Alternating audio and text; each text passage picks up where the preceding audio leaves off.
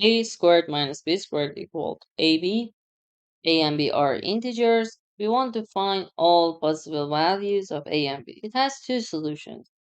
One solution with quadratic formula, one solution only with basic identities. I will tell you first solution. Before that, you should know that, for example, x plus y squared equal to x squared plus 2xy plus y squared. Okay, so we know a squared minus b squared equal to ab.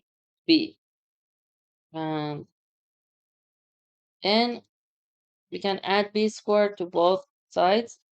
A squared will be b squared plus ab.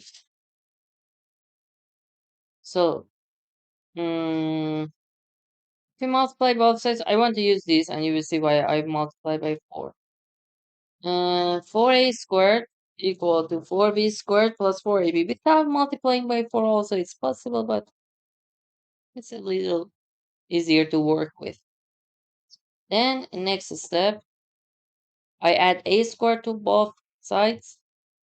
So I can use this identity for right hand side. It will be 5a squared equal to 4b squared plus 4ab plus a squared. Now, right hand side will be 2b plus a squared. Okay. Now I consider square roots. The left hand side will be what? Will be 5a. And let me tell you something. Let's consider, because we should write 5 absolute value of a, because for example maybe a is negative 3. So 5 times absolute value of a equal to absolute value of 2b plus a. Let me tell you why I've written absolute value of this. If x squared equal to y squared, then you can conclude absolute value of x equal to absolute value of y. Why? Because maybe x, for example, equal to negative 3, y equal to 3. Means their sign is not important. Their absolute value is equal. Now, sorry, here I should write root 5. So, this part is integer. This part is integer. If a is not 0, we conclude that root 5 is rational number, but we know root 5 is not rational number. So we conclude what? We conclude root a should, square root value of a should be 0. Because if it is not 0, then you can divide both sides by absolute value of a. Look here. If a is not 0, you can say root a equal to, if you divide by absolute value of a, absolute value of 2b plus a over absolute value. And then it is a rational number because both numerator and denominator are integers.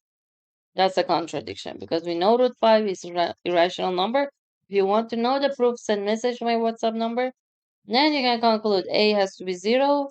So when a has to be 0, if you replace in main equation, negative b squared equal to 0, so b is 0. So our only answer is a 0 and b. Okay. If you have, with solution 2, you can do it as homework using quadratic formula.